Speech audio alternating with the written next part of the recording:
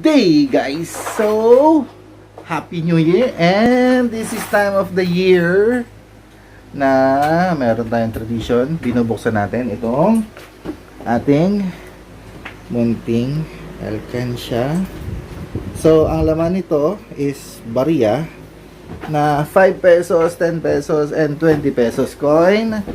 And iniipon natin to for the whole year, yung mga 5 peso coin, 10 peso coins, and 20 peso coins na nakukuha natin. Hindi na natin siya ibinibili. Pag nasa bulsa na natin siya, hindi na siya natin binabayad. And diretso na siya dito sa alkansya. So, yun yung means natin or means namin para makaipon. And binibilang natin to at the end of the year. Medyo late na siya ngayon. It's January 2023. So, ngayon lang natin siya bubuksan dahil busy tayo noong holiday season. So, ayan. So, tara guys. And, i-check natin kung magkano yung laman noong ating alkansya. So, let's go!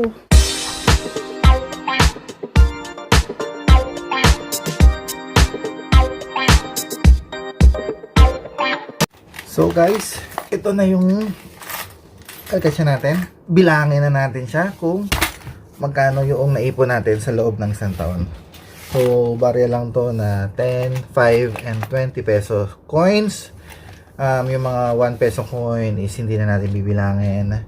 Papapalitan na lang natin siya. Pero, check natin kung magkano na laman nito. Meron din dito ng mga paper bills. Pinapalitan na rin natin ng mga nakaraang araw. Pero nilagay pa rin natin para mabilang natin kung magkano talaga yung laman nitong ating coin. So, let's go. Bilangan na natin. Buksan na natin siya. Ito na. Buksan na natin.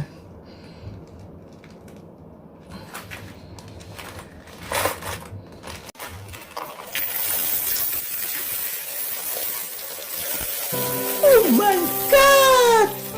Wow!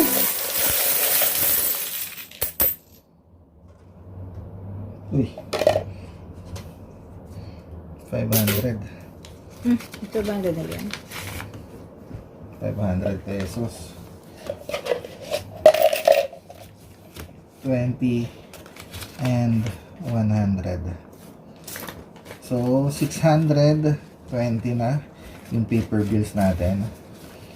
And next natin gawin is i-segregate natin yung 5 peso, lumang 5 pesos, lumang 10 pesos, bago, tsaka yung 20 peso coin. So, tutulungan tayo ngayon ng aking asawa. Halika na.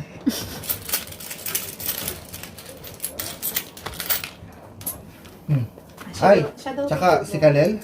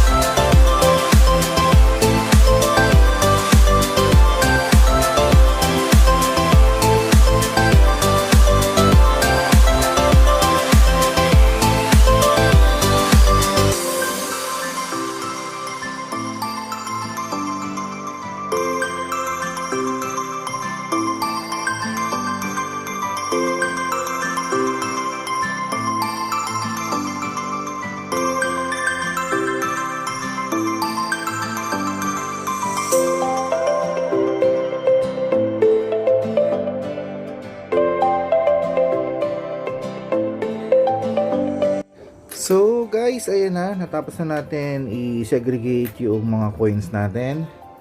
Una, meron na tayo ditong 620. Tapos nandito is 20 peso coin, 10 peso, 5 pesos, 5 pesos. Tapos itong mga to, ito is halo na siya ng 10 pesos and 5 pesos. So ito is 100, 200, this is 15 pesos. So bilangin na natin siya kung magkano ang inabot niya, lahat-lahat. And so meron tayo dito na 20 peso coins, 10 peso coins, tsaka 5 peso coins. So yung 20 peso coins natin ay ang isang pile na ganito is 100. So bibilangin natin siya by 5 pieces.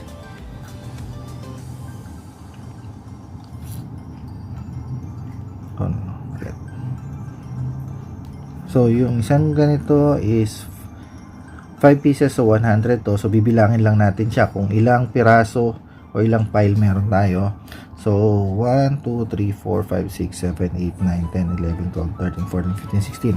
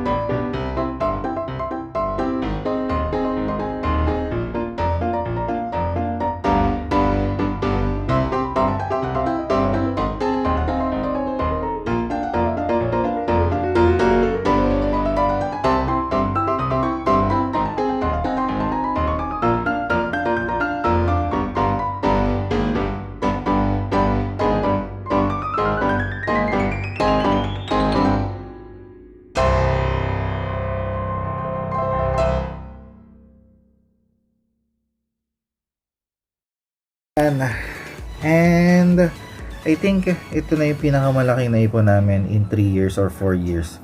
Most likely yung mga naiipon lang namin is mga nasa 3,000, 4,000 plus.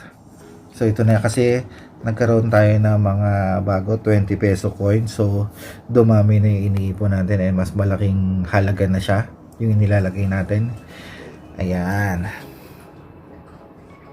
So yan guys, no, natapos na natin bilangin. So ang total natin for this year 2022 is 6,235 pesos doon lang sa coins na inipon natin.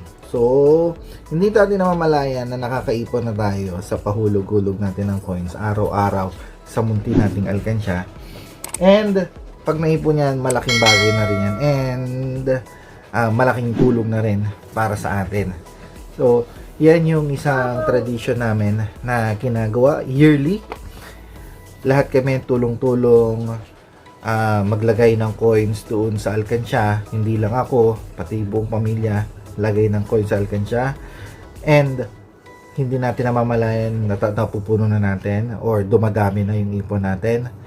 And at the end of the year, meron tayong additional budget kung saan siya mapupunta, pagdidesisyonan ba. And sana gayahin nyo rin kung paano kami mag-ipon. Hindi natin namamalayan, malaking tulong na para sa atin yan. So guys, hanggang dito na lang ang video na to.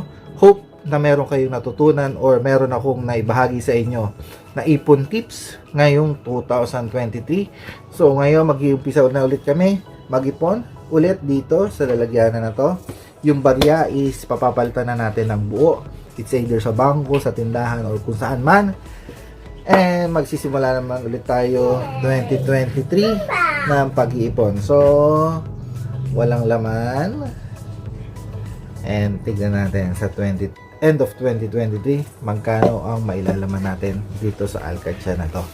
So guys, yun lang. Salamat sa panonood ng video na to. Thank you. Stay safe. God bless. And see you on our next video. Bye-bye.